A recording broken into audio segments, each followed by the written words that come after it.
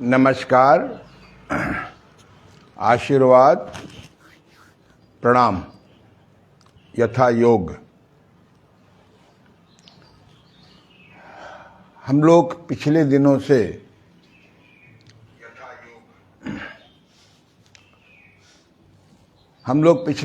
से हठ योग के सत्कर्मों पर चर्चा कर रहे थे। वास्तव में अगर हठ योग के सत्कर्मों का और उसके साथ संघ प्रक्षालन की क्रिया का और जो मैंने नई क्रिया जोड़ी है महिलाओं के लिए, योनि प्रक्षालन या वेजिनल लूस, इन 8 क्रियाओं का अगर जन जन में प्रचार हो जाए तो हम इस समाज में नाना प्रकार के घातक जीर्ण बीमारियों का रोकथाम कर सकते हैं।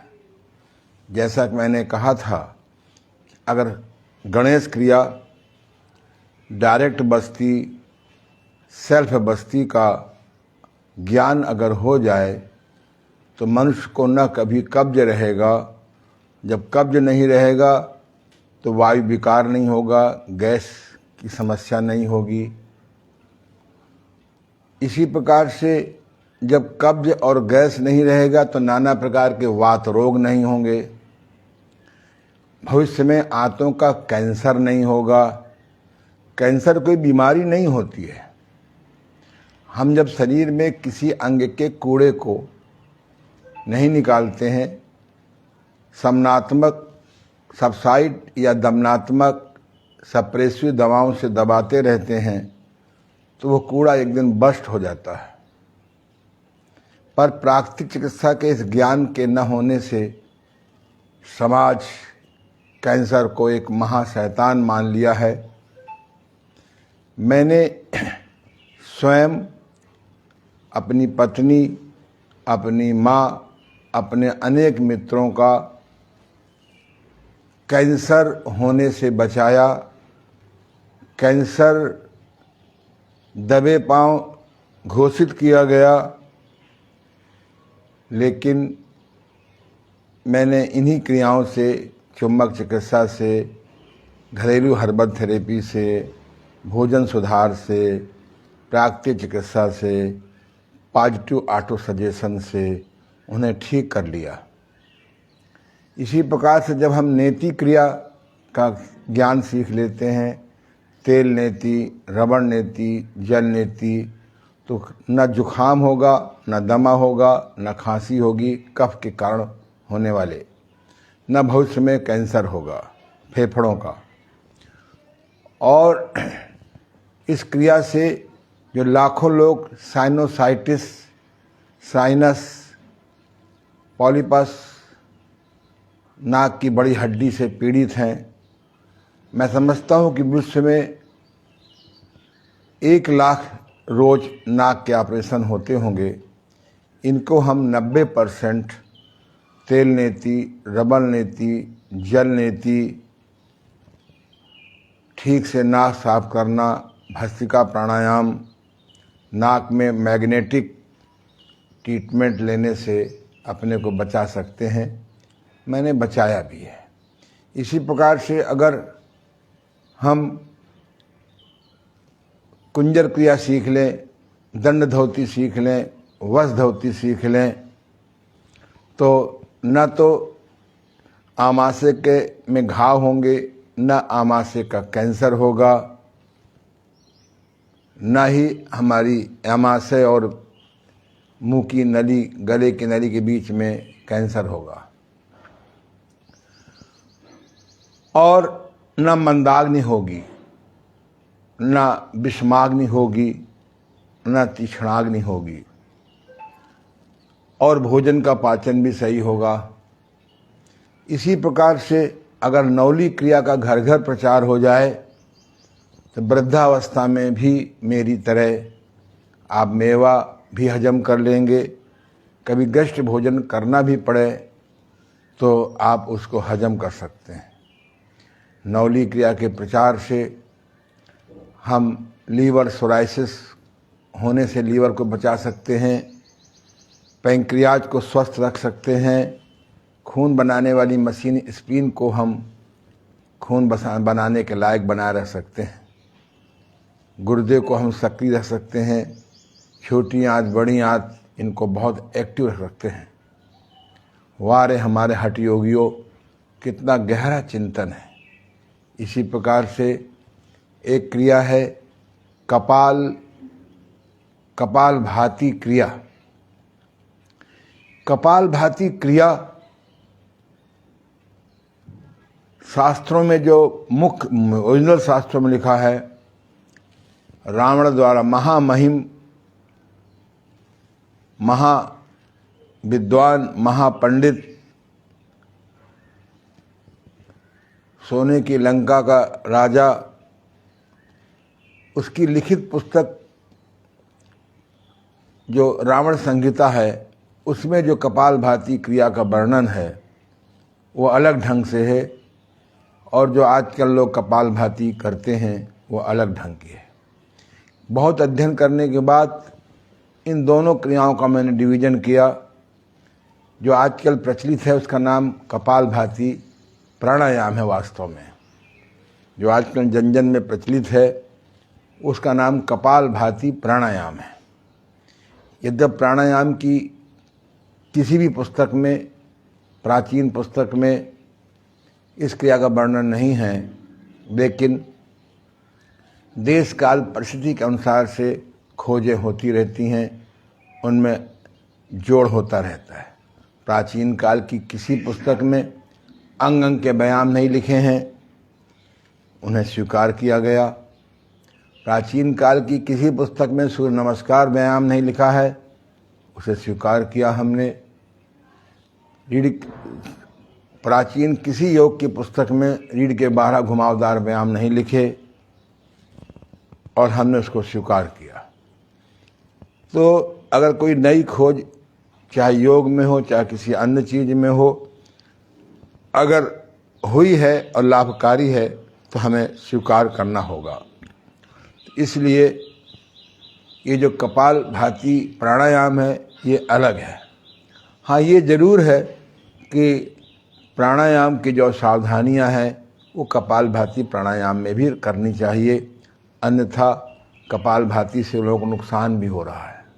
पेट घटाने के चक्कर में लोग आधा घंटे, अब तो दिन में कई बार लोग कपालभाति प्राणायाम करते रहते हैं और इससे बहुत लोगों को नुकसान भी हो रहा है। अगर आपके लीवर में सूजन है, आपके गर्भाशय में सूजन है, आपके आमाशय में सूजन है, आपके पैंक्रियाज में सूजन है, आपके गुर्दे में सूजन है, तो प्रायः कपालभाति से लोग नुकसान भी हो रहा है। इसलिए किसी भी क्रिया से अगर कोई आपको लगे कि तकलीफ हो रही है तो आप मेरे जैसे तमाम इस भारतवर्ष में योग के शिक्षक हैं, आप उनसे संपर्क करें। आप ऑनलाइन मुझसे भी बात कर सकते हैं, मैं आपकी मदद करने की कोशिश करूंगा। लेकिन जो क्रिया शास्त्रों में वर्णित है उसको अलग ढंग की है, उसका नाम है कपालभाति क्रिया।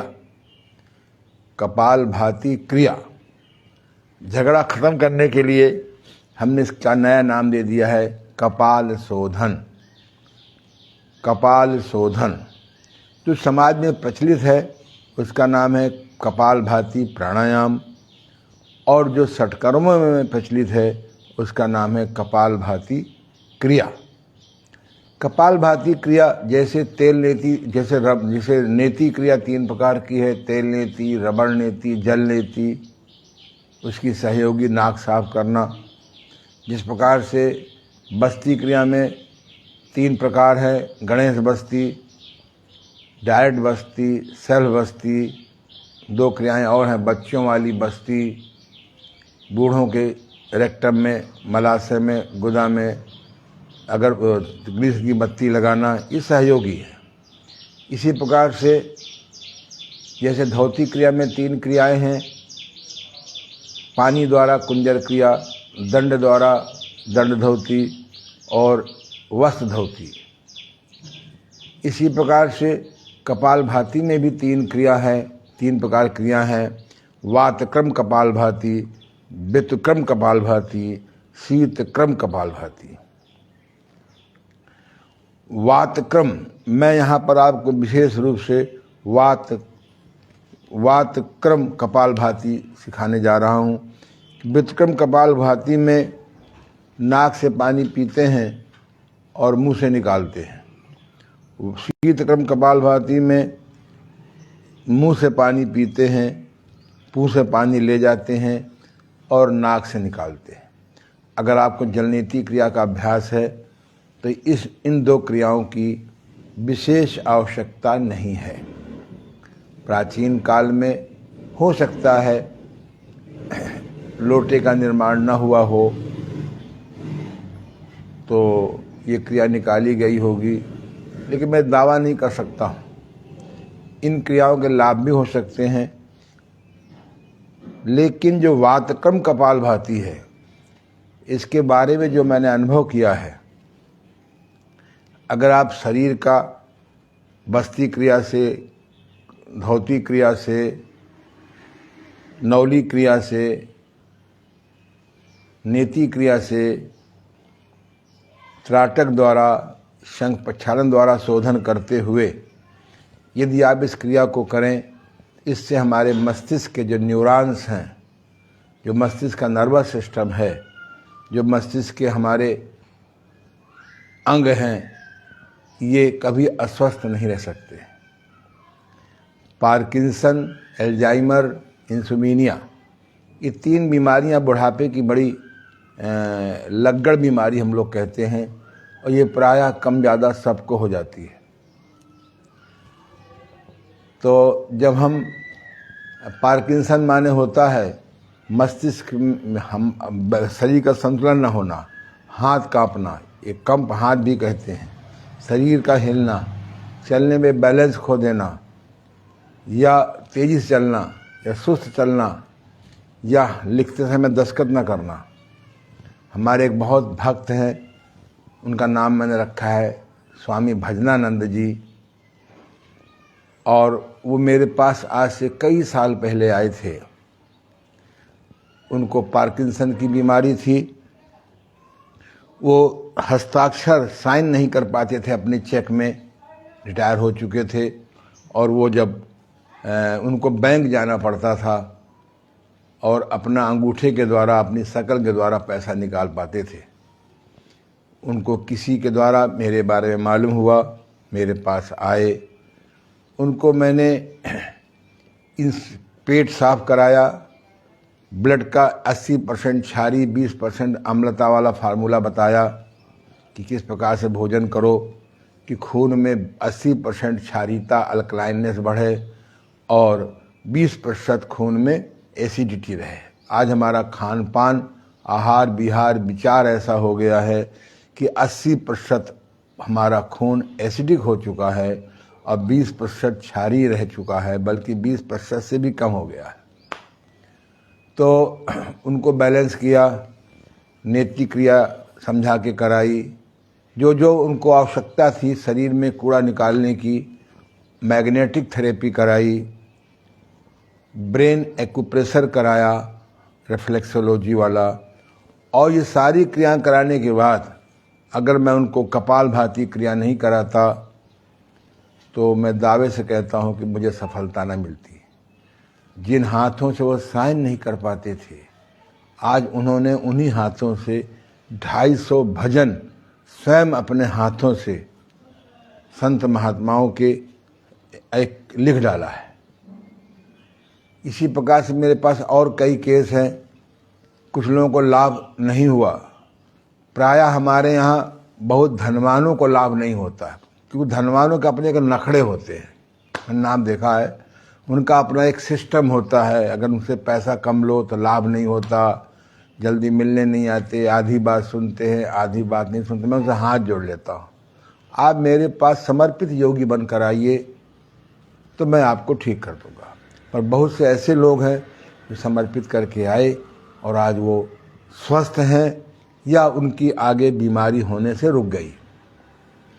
ये मैं बात इसलिए कह रहा हूँ कि अगर किसी रोगी को लाभ नहीं होता मेरे यहाँ से तो मेरा दोष बहुत कम है, उनके साधना, संयम और समर्पण की कमी है। तो आइए हम इस बात को समझें।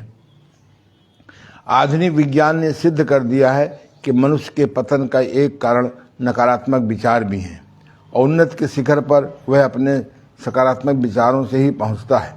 विचारों की गलत सूचना के कारण ही नवयुवक भी यौन भ्रांतियों से परेशान रहते हैं। साक्षी ध्यान द्वारा विचारों को शुद्धि करके एवं यौन भ्रमों को सही सूचना पढ़कर इस कष्ट से मुक्ति पा सकते हैं। कहा भी है, मस्तिष्क गंदा तो विचार गंदे, विचार गंदे तो मस्तिष्क गंदा। वास्तव में जो कपाल शब्द है इसका नाम है मस्तिष्क। ये कपाल हमारे यहाँ योग में कपाल का संस्कृत शब्द है, इसका नाम है कपाल मतलब मस्तिष्क, और मस्तिष्क की हिंदी है ब्रेन, और ब्रेन की उर्दू है दिमाग। तो हम दिमाग को कैसे ठीक करें, हम मस्तिष्क को कैसे ठीक करें, हम ब्रेन को कैसे स्वस्थ रखें, तो ये स्वभावता है। एक मैंने साक्षी ध्यान का डेवलपमेंट किया है। मुझे मेरा खोजी माइंड है, खोज करने का मेरा शौक़ है। जब मैं आपको साक्षी ध्यान के बारे में बताऊंगा, यद्यप साक्षी ध्यान के बारे में जानना हो तो आप योग ऋषि ओम प्रकाश आनंद जी YouTube में जाइए। वहाँ पर मेरे साक्षी ध्यान के 5 दिन के रेगुलर क्लासेस हैं, 3 दिन के रेगुलर क्लासेस हैं और केवल 1 घंटे का भी क्लास है। साक्षी ध्यान मुझे सबसे श्रेष्ठ ध्यान लगा, क्योंकि इसमें न घर छोड़ के जाना पड़ता है, न समय की सीमा है कि नहीं हम सुबह ही करें। इस साक्षी ध्यान के 5 मैंने पार्ट बनाए हैं।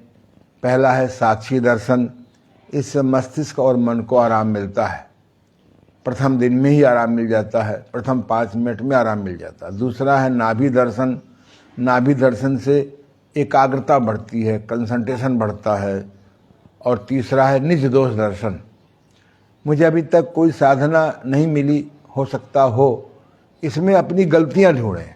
जब आपका मन और ब्रेन, मस्तिष्क और मन शांत हो जाता है तो गलतियां ढूंढना बहुत सरल हो जाता है। ओह मैं बहुत क्रोधी हूँ, ओह मैं बहुत लोभी हूँ, ओह मैं बहुत आलसी हूँ, ओह मैं भोजन को जल्दी जल्दी खाता हूँ, ओह मैं देर तक जागता रहता हूँ, ऐसे ही न, ओह मैं तो मिलावट करता हूँ, ओह मैं तो घटतौली करता हूँ, ओह मैं तो भारत सरकार के रुपए को प्रवाह में नहीं लाता हूँ, रनिंग में नहीं लाता हूँ। जब आप अपनी गलतियाँ देखेंगे, ओह मैं तो बराबर को बहन, बड़ी को माँ, छोटी में बेटी का दर्शन नहीं करता हूँ, वासना से भरा रहता हूँ। जब इस प्रकार की गलतियाँ आप देखोगे तो आप देखेंगे फिर उसके विपरीत पश्चिम जगत की एक किताब है, किसका है,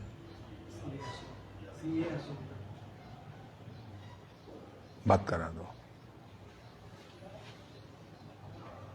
1 सेकेंड, बहुत जरूरी फोन आ गया है।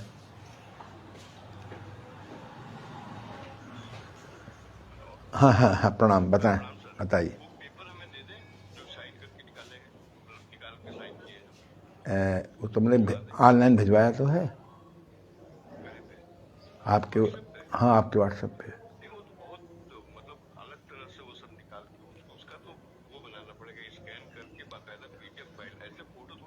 अच्छा तो हम कैसे भिजवा दें? हमें वो पेपर जो साइन है फिजिकल निकालना है वो हमें भिजवा दें ऑफिस।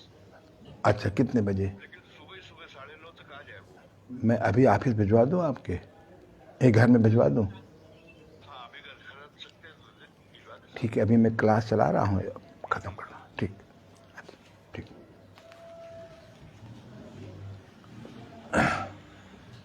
क्षमा करें, एक बहुत महत्वपूर्ण फ़ोन आ गया था, उसको अटेंड किया। तो इस प्रकार से जब हम अपनी गलतियों को पॉजिटिव ऑटो सजेशन के द्वारा बार बार दोहराते हैं तो अवचेतन मन में चला जाता है और हमारे पास वही सृष्टि का निर्माण हो जाता है। अगला जो बहुत महत्वपूर्ण है उसमें ये है, हमने एक और जो जोड़ा है, तो आप इस साक्षी ध्यान के लिए भी मेरी एक पुस्तक है साक्षी ध्यान क्या क्यों कब कैसे, उसको आप ऑनलाइन anandyoga.com में जाइए, उसको निकालिए और पढ़िए। तो ये मैंने इसलिए कही कि मस्तिष्क को ठीक करने के लिए जहाँ नीति क्रिया जरूरी है, जहाँ पेट का साफ रखना जरूरी है, जहाँ कुंजर के द्वारा आमाशय को साफ करना जरूरी है, पर आवश्यक नहीं कि सारी क्रियाएं कराई जाएं, वहीं पर कपाल भाती क्रिया भी जरूरी है। कपाल भाती क्रिया की 2 मेथड हैं। आप अभी मैं आपको पहले करके दिखाता हूं, फिर आप फिगर के द्वारा देखिएगा। कपाल भाती प्राणायाम में तो सिंपली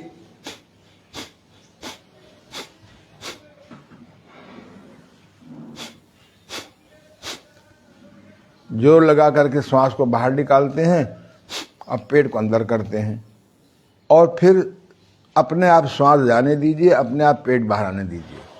अगर इसको हम 25 बार 50 बार करें और नासिका पे थोड़ा जोर दें, इससे हमारा पेट भी मुलायम होता है, पेट भी ठीक होने की संभावना बढ़ जाती है और हमारे फेफड़े भी मजबूत होते हैं और साथ साथ में इस नासिका के इस पॉइंट पर जोर पड़ने से साइनोसाइटिस में भी आराम मिलता है। लेकिन ये जो कपाल भाती क्रिया है,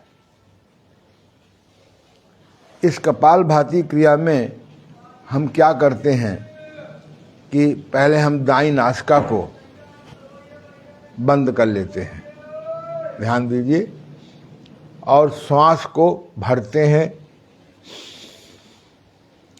और प्रयास करते हैं कि फेफड़े में श्वास न जाए, मस्तिष्क में जाए। देखिए, और फिर बाईं नासिका बंद कर लेते हैं 2 उंगली से और झटके से बाहर निकालते हैं। यानी बाईं नासिका से श्वास को भरते हैं, फिर बाईं नासिका बंद करके दाईं नासिका से झटके से निकालते हैं। फिर देखिए, और नजदीक कर लो चाहो तो, ये देखिए मैं मस्तिष्क में हवा ले गया। फिर देखिए, दाईं नासिका बंद किया, अब बाईं नासिका बंद करके इसी प्रकार से मैं लगभग 10 बार करूंगा। प्राचीन शास्त्रों में 9 बार लिखा है करने को, अभी मैं खोज में लगा हूं कि 9 बार क्यों कहा गया। देखिए मैं कर रहा हूं, बाएं से भरेंगे, दाएं से निकालेंगे।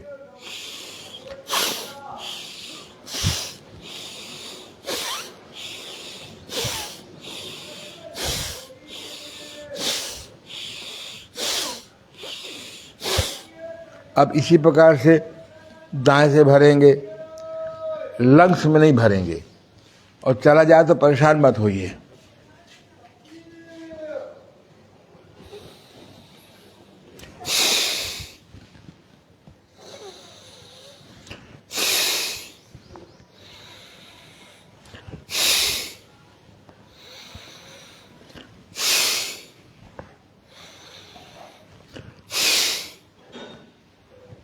ठीक है, इसको हम कहें, ये पहली विधि है। एक दूसरी विधि भी डेवलप की गई है। अगर आप देखेंगे, जब आप एक तरफ करेंगे तो आपका मस्तिष्क दाहिनी तरफ, अगर दाईं तरफ से आप करेंगे और बाईं तरफ से करेंगे और दाईं ओर से निकालेंगे, तो आपको लगेगा कि हमारा एक हिस्सा बिल्कुल हल्का हो गया। जब दूसरी तरफ से करेंगे, यानी दाएं से भरेंगे, बाएं से निकालेंगे 9-10 बार, तो आपका लगेगा बिल्कुल हमारा मस्तिष्क हल्का हो गया। और इसमें कोई समय नहीं लगता, मैं समझता हूं 1 मिनट भी समय नहीं लगता। इससे आपको कभी पार्किंसन, एल्जाइमर, इंसोमिनिया, एल्जाइमर में भूलने लगता है आदमी, मैंने चाबी कहाँ रखी, मैंने चाबी कहाँ रखी, आज मैंने खाना खाया कि नहीं खाया। कभी कभी अपना घर भूल जाते हैं, दूसरे घर में चले जाते हैं, मोहल्ला भूल जाते हैं, शहर भूल जाते हैं। ये बीमारी 60 साल के बाद पहले शुरू हुआ करती थी, वर्तमान में 50 साल में ये बीमारी शुरू होने लगी है। अन्य घातक बीमारियों का जैसे कोई इलाज नहीं है, आधुनिक चिकित्सा विज्ञान में ऐसे पार्किंसन का भी कोई इलाज नहीं है, एल्जाइमर का भी कोई इलाज नहीं है। हाँ, दवा दे के आदमी उसको दबाए रखता है। इसी प्रकार से नींद ना आना, बुढ़ापे में प्रायः पेशाब कई बार दिन में रात में होता है, इस कारण नींद नहीं आती। पेशाब नहीं जाते हैं तो पेशाब की प्रॉब्लम हो जाती है, और जाते हैं तो नींद नहीं आती, तो इससे नींद की समस्या हल हो जाती है। अब मुझे तो लगता है कि ये क्रिया योग साधकों को अनिवार्य कर देनी चाहिए, क्योंकि आजकल के बच्चों पर दबाव बहुत है, इन्फॉर्मेशन युग है, इतनी ज़्यादा इन्फॉर्मेशन लोगों को मिलने लगी हैं कि वो अपने मस्तिष्क को खाली नहीं कर पाते।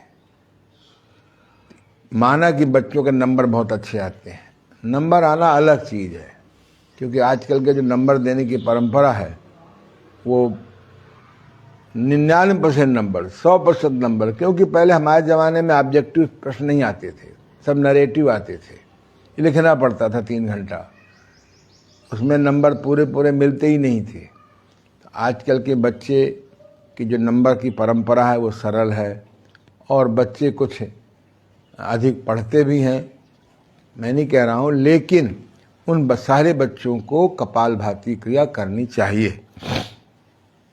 एक दूसरी क्रिया कपालभाति की है, जैसे आप श्वास को भरिए, एक बाईं नाक श्वास भरा मैंने, उसी नाक से निकाल दिया, भरेंगे धीरे धीरे और मस्तिष्क में ले जाने का विजुअलाइजेशन, साकार कल्पना करेंगे।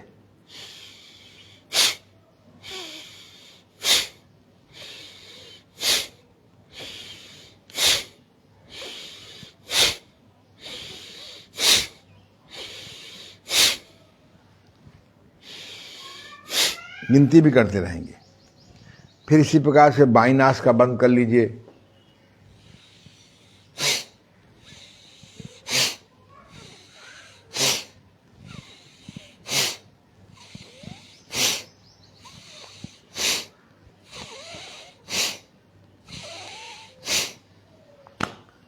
इस प्रकार से ये क्रिया अगर आप सुबह शाम 2 बार कर लें और घड़ी देख के आप करेंगे तो 1 मिनट भी समय नहीं लगता। अब 1 मिनट भी समय नहीं देना चाहते तो फिर आप महीनों सालों नरसिंह भगवान में दीजिए, वो तो आपका काम है। तो इस प्रकार से कपालभाति प्राणायाम में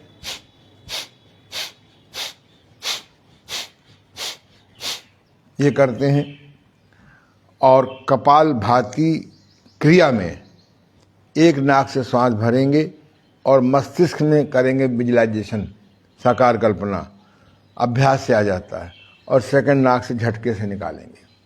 फिर आप 9-10 बार करेंगे, फिर आप दाहिने से भरेंगे धीरे धीरे मस्तिष्क में, और फिर बाएं से निकालेंगे झटके से। तो ये पहली क्रिया है। दूसरी क्रिया उसी नाक से भरें। यद्यपि भस्त्रिका प्राणायाम से भी ये काम पूरा लोग समझते हैं हो जाता है, नहीं, भस्त्रिका प्राणायाम फेफड़ों के लिए है, कपालभाति प्राणायाम पेट के लिए है। याद रखें, कपालभाति प्राणायाम पेट के लिए है मेरे हिसाब से, और मैंने अनुभव भी किया है। लेकिन फिर मैं वही कह रहा हूं बार बार, अगर आपके सूजन है पेट किस डिपार्टमेंट में तो आप जो है महंगा पड़ेगा ये प्राणायाम। इसी प्रकार से जो आप भस्त्रिका प्राणायाम करते हैं ये फेफड़ों के लिए है।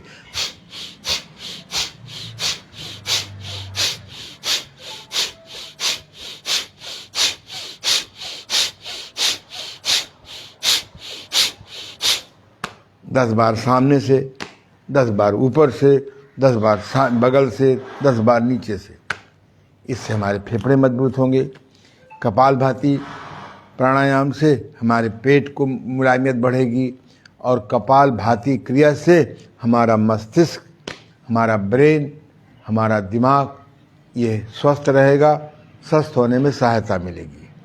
तो ये मैंने आपको बहुत ही पूरे मनोयोग से पूरी जो मैंने खोज की है, एक बार दिखा दीजिए किताब में कि जब मैंने पुस्तक माँ सरस्वती कृपा से लिखा है कायाकल्प द्वारा रोग मुक्ति कैसे, ये पुस्तक अगर घर घर में पहुंच जाए तो ये जो गलत क्रियाएं करते हैं सुधार हो जाए। दिखाइए पहले ऊपर वाला दिखाइए केवल।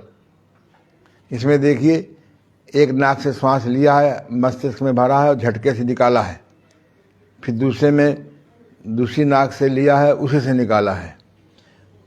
बीच वाला दिखाइए।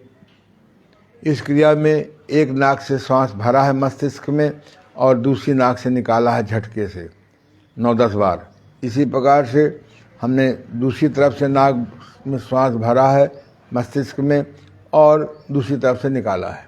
और नीचे दिखाइए, ये आपकी कपालभाति क्रिया है। नाक से भरा है और झटके से निकाला, अंदर पेट किया, फिर अपने आप भरने दीजिए। अब तीनों एक साथ दिखा दीजिए। ये देखिए, इस पुस्तक में मैंने बहुत मेहनत की है कि जिससे कि आप गुमराहित न हो। बस तो ये जो मैंने आपको बताया, ये कपालभाति क्रिया बताई, एक कपालभाति प्राणायाम भी मैंने बता दिया और इसका नाम मैंने कपाल शोधन भी रखा है। जैसे नेति करने से कफ विकार दूर हो जाता है, बस्ती करने से मल विकार दूर हो जाता है, हाथों का कुंजर करने से पित्त विकार दूर हो जाता है, ऐसे ही नौडी करने से आंतें के अंग मजबूत हो जाते हैं। कौन कहता है मधुमेह ठीक नहीं होता? आप 10 दिन मेरे पास आकर के कायाकल्प कराइए, कोई बीमारी हो, 10 दिन 20 दिन मेरे पास आ जाइए और देखिए हर बीमारी कोई 10 दिन में, कोई 20 दिन में, कोई 1 महीने में, कोई 3 महीने में जड़ से ख़त्म हो जाएगी। मेरे न जाने कितने निराश रोगी मिलते हैं कि साहब 40 साल पहले आपके हम 10 दिन रहे थे या 20 दिन आए थे या 10 दिन आए थे, तब से हम ये क्रियाएँ समय समय पे कर लेते हैं और स्वस्थ रहते हैं।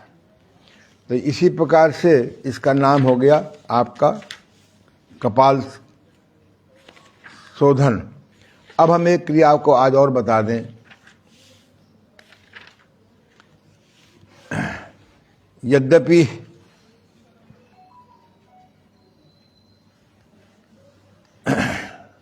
मैं कोशिश करूंगा कि ये क्रिया पूरी हो जाए। 6वीं क्रिया है त्राटक। त्रा यूँ मान लो कि त्रा शब्द 30 से बना है, 3 चीजों को एक में मिला के टकाटक देखना।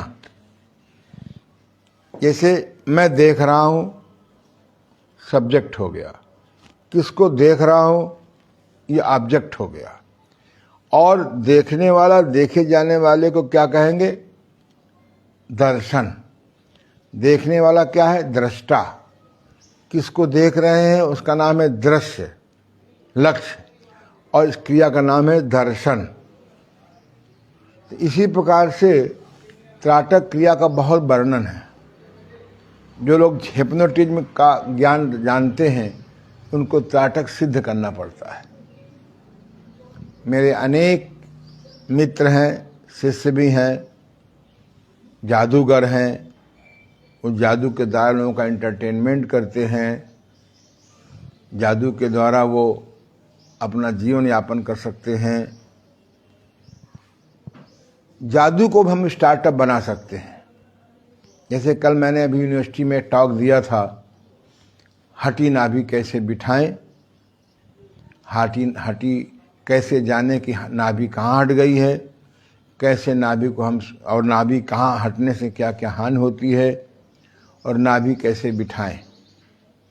जिस वैद्य को नाड़ी का ज्ञान नहीं है, जिस होम्योपैथ डॉक्टर को सिम्टम्स का ज्ञान नहीं है ढूंढने का, जिस एलोपैथिक डॉक्टर को पैथोलॉजिकल ज्ञान नहीं है, तो डॉक्टर कैसे बनेगा, वैद्य कैसे बनेगा। ऐसे योग शिक्षक को अगर योग शिक्षक बनना है, लोगों का कल्याण करना है, तो नाभि का ज्ञान भी सीखना पड़ेगा। जो योग शिक्षक नेति क्रिया नहीं जानता, जो योग शिक्षक बस्ती क्रिया नहीं जानता, जो योग शिक्षक धौती क्रिया का ज्ञान नहीं रखता, जिस योग शिक्षक की नौली क्रिया सिद्ध नहीं है, जिस योग शिक्षक को कपालभाति क्रिया नहीं आती, जिस योग शिक्षक को संघ प्रक्षालन नहीं आता तीनों प्रकार का, जिस योग शिक्षक को वेजिनल ढूस नहीं कराना आता, वो उसी प्रकार से जिस शिक्षक को त्राटक क्रिया नहीं मालूम है, वो कैसे लोगों का कल्याण कर पाएगा। मैं बार बार इसलिए कहता हूँ कि मैं चाहता हूँ कि समाज में हर योग शिक्षक के अंदर एक इच्छा पैदा हो। और आपको कोई अवसर, अगर आप मेरे पास आ सकते हो 10 दिन तो स्वागत है, अच्छा है। बिना गुरु के ज्ञान नहीं होता प्रैक्टिकल। नहीं, ये पुस्तक आप पूरी ईमानदारी से दिखा दीजिए। इस पुस्तक को पूरी ईमानदारी से हम यहाँ से मंगाइए, पढ़िए और अपने अधूरे ज्ञान को या अल्प ज्ञान को या गलत ज्ञान से बाहर निकलिए। तो त्राटक क्रिया क्यों करनी है? त्राटक क्रिया करने से मन हमारा धीरे धीरे अंतर्मुखी हो जाता है, मन हमारा कंट्रोल में हो जाता है। त्राटक क्रिया को भी मैंने 3 भागों में बांट दिया है। पहला है आपका अंतः त्राटक, दूसरा है आपका बाह्य त्राटक, तीसरा है मध्य त्राटक। बहुत से लोग अज्ञान के कारण मूर्ति पूजा का विरोध करते हैं। उन्हें ज्ञान नहीं है कि कोई आदमी मूर्ति की पूजा नहीं करता। मूर्ति के एक सिंबल है। माँ सरस्वती का ये स्वरूप है, माँ लक्ष्मी का ये स्वरूप है, माँ दुर्गा का ये स्वरूप है, माँ काली का ये स्वरूप है, ये गणेश जी का स्वरूप है, ये शंकर जी का स्वरूप है, ये विष्णु जी का स्वरूप है, ये कृष्ण भगवान का स्वरूप है, ये राम का स्वरूप है। हमारे जो मूर्ति साधक ने खोज किया, ये अगर आपके सूंड लगी है तो गणेश जी हैं, अगर आप चूहे में बैठे हैं तो गणेश जी हैं, अगर आप धनुष बाण लिए हैं तो राम जी हैं, अगर बांसुरी लिए हैं तो कृष्ण जी हैं, अगर माँ सरस्वती बीणा लिए हैं, हंस से बैठी है तो माँ सरस्वती हैं। ये प्रतीक चिन्ह है और इनके डिपार्टमेंट बटे हुए हैं हमारे यहाँ। ये विद्या देने वाली देवी हैं, ये धन देने वाली देवी हैं, ये दुष्टों को मारने वाली देवी हैं। इस प्रकार के ये हमारी साधना है, साकार साधना है। लेकिन अज्ञानता के कारण हमारे सनातन संस्कृति में, हमारे हिंदू समाज में भी बड़ा युद्ध है। आर्य समाजी कहते हैं मूर्ति पूजा मत करो। अरे आप स्वामी दयानंद जी की फोटो को कोई जमीन में डाल दे और पैर से कुचलेगा तो आपको बुरा नहीं लगेगा? अरे फोटो है, कुचलने दो। मैं स्वयं मूल में आर्य समाजी हूँ, लेकिन मैंने अध्ययन किया, हम मूर्ति पूजा नहीं करते। हम उस व्यक्ति की सामने फोटो रख करके उसकी याद करते हैं, उसका ध्यान करते हैं, उनके आदर्शों को अपने जीवन में उतारते हैं। तो अरे न कौनो राह न पाई, कबीर दास जी कहते हैं, अरे न कौनो राह न पाई, मुसलमान के पीर औलिया मुर्गी मुर्गा खाएं, खाला केरी बिटिया ब्याहें ये देखो मुस्माई, अरे न कौनो राह न पाई। हिंदू आपन करे बड़ाई, गागर छुअन न देई, बेश्या के पाइन तरसोवे ये देखो हिंदुआई, अरे न कौनो राह न पाई। अगर समाज को सही दिशा देखनी हो तो कबीर वाणी पढ़िए। बिना पढ़ा लिखा आदमी 120 वर्ष तक स्वस्थ होके जिंदा रहा, मृत्यु के बाद भी अपनी लाश यौगिक क्रियाओं से गायब कर दिया। पर पढ़ते ही नहीं हम लोग हैं। अमिताभ चालीसा पढ़ेंगे, हेमा मालिनी चालीसा पढ़ेंगे, हैं, खपरा चौधरी चालीसा पढ़ेंगे। अरे बाबा, ये आदर्श नहीं है। ये पैसे के लिए समाज को कितना विकृत में फेंक दिया है, बंद होना चाहिए। हमारे जो आदर्श क्या है, राम है, कृष्ण है, शिव है, माँ सरस्वती हैं, जो जिस धर्म में भी जो महापुरुष हैं जिन्होंने हमको गुमराह नहीं किया है, धर्म का सही ज्ञान दिया है, चाहे श्री गुरु नानक जी हो, चाहे वो ईसा मसीह हो, चाहे कोई अन्य हो। तो त्राटक क्रिया करने के लिए त्राटक को हमने 3 भाग में बांट दिया। आ जाओ। अंतर त्राटक, ये क्रिया गुप्त रूप से गायब हो गई थी। मैं बिहार योग विद्यालय के संस्थापक स्वामी सत्यानंद जी को प्रणाम करता हूं। आ जाओ मेरे पास घूम के। नहीं आओ तो कोई कारण है, लेट जाना है तुमको। हाँ बढ़ाओ ना। ध्यान रखो, इस क्रिया का डेवलपमेंट स्वामी सत्यानंद जी ने किया। इस पर उन्होंने पुस्तक लिखी है योग निद्रा पर। 10 प्रकार की उन्होंने क्रमबद्ध 10 प्रकार की योग निद्राएं लिखी हैं। जैसे रेकी विद्या के द्वारा हम रोगी को ठीक करते हैं, रेकी के द्वारा ऑपरेशन किया जाता है, सर्जरी की जाती है बिना चाकू के। बहुत अच्छी विद्या है रेकी विद्या, हर एक को सीखनी चाहिए, महिलाओं को खास तौर से। इसके अंदर आपके अंदर पॉजिटिविटी बढ़ जाएगी, डिवाइन पावर उतारना आ जाएगा। और सबसे बड़ी बात यह है कि आपको दिव्य शक्तियों को आवाहन करना आ जाएगा, जगाना आ जाएगा। तो इसी प्रकार से योग निद्रा का उन्होंने डेवलपमेंट किया है। मेरे पास मेरी लाइब्रेरी में पुस्तक है ये योग निद्रा, पर हम आपको केवल एक पार्ट सिखाएंगे। ये बहुत सरल क्रिया है, हर व्यक्ति को सीखना चाहिए। आंतर त्राटक, इसका आधुनिक नाम है योग निद्रा। आंतर त्राटक का क्या नाम है? योग निद्रा। इसमें क्या करते हैं कि अपने शरीर, लेट की भी कर सकते हैं, बैठ की भी कर सकते हैं। अपने शरीर में जो अंग स्पंदन करता हो, वैसे जब आप बहुत गहरे शवासन में जाएंगे तो आपका एक एक सेल आपको स्पंदन करते हुए नजर आएगा।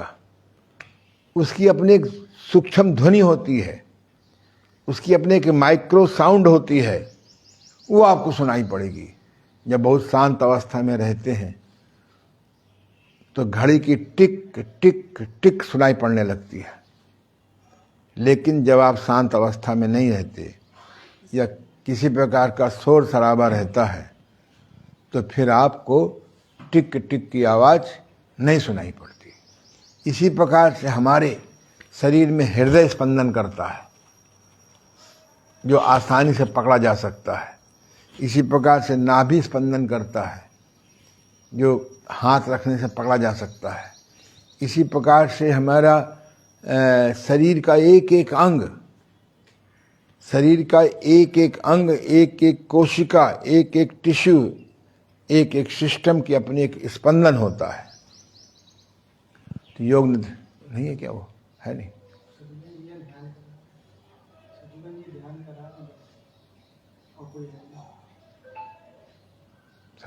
संत वो नहीं है,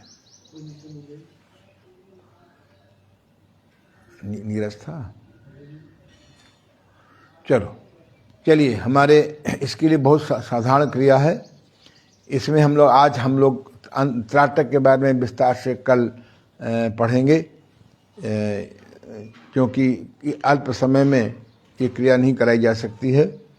पर इतना समझ लीजिए कि मन को कंट्रोल करने के लिए त्राटक क्रिया बहुत सरल है। बहुत विस्तार से कल बात करेंगे। आज हम लोग थोड़ा अन्य सब्जेक्ट पे बात कर लेंगे। कौन आया? तो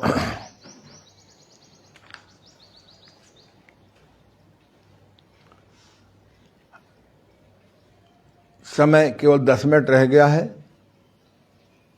मैं जिस विषय को उठाया था, अगर मैं 10 मिनट में समाप्त कर दूंगा तो आपकी पकड़ में नहीं आएगा, पर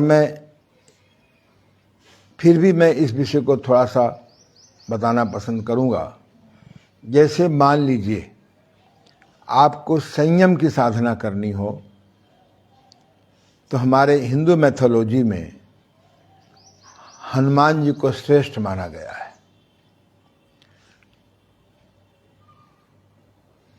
अगर आपको विद्या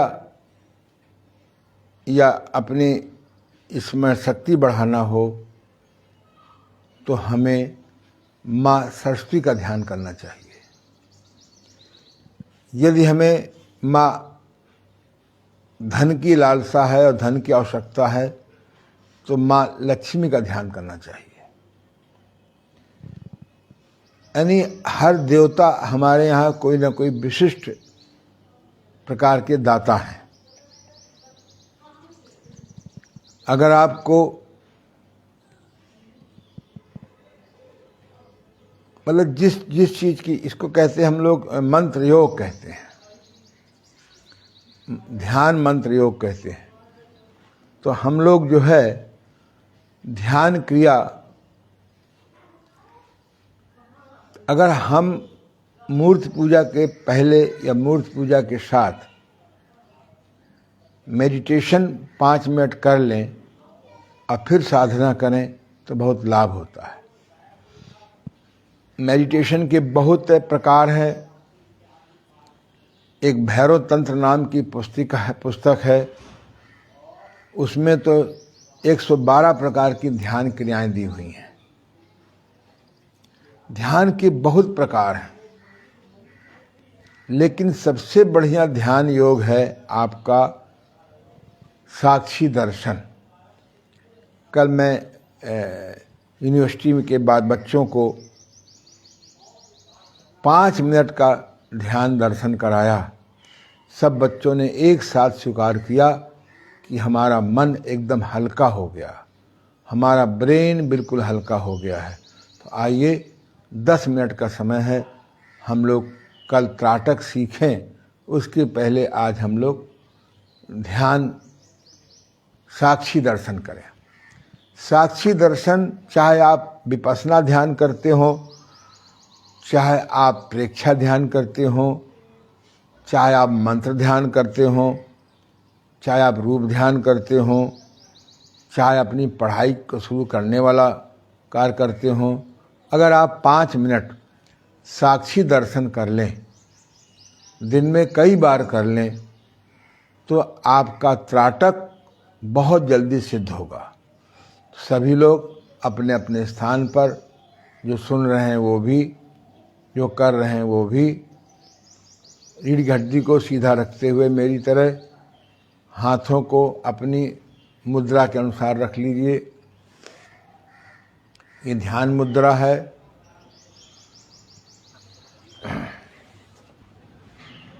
आंखें बंद कर लीजिए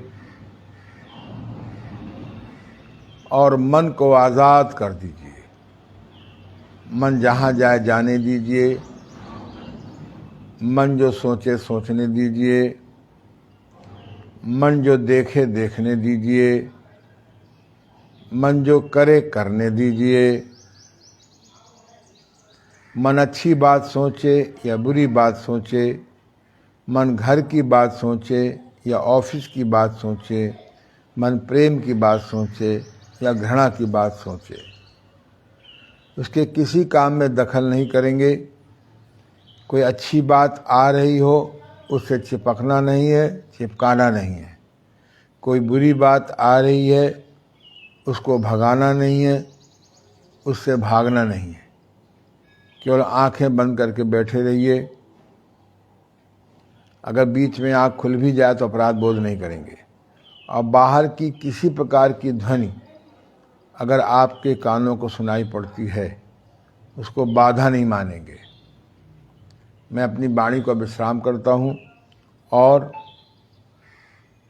इसी को साक्षी दर्शन कहते हैं।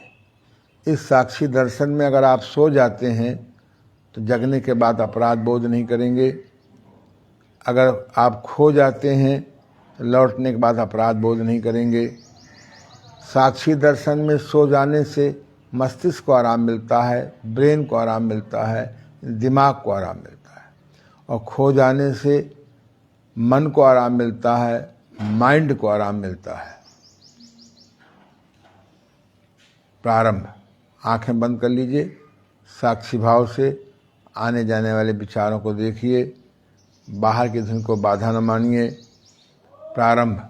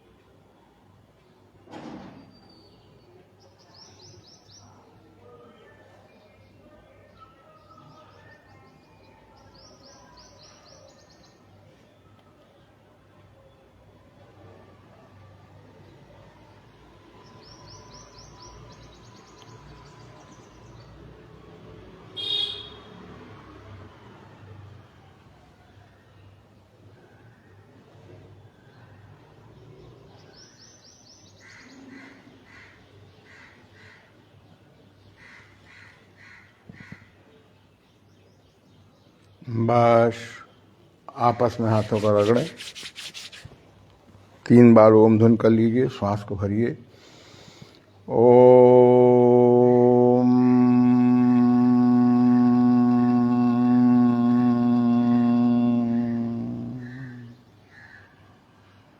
श्वास भरिए। ओम।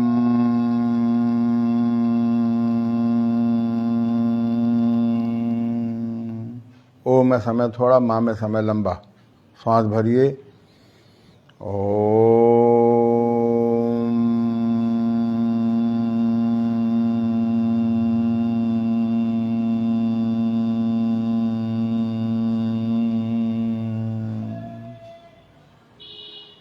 बस कल हम लोग त्राटक के बारे में और विस्तार से पढ़ेंगे। आज इतना ही।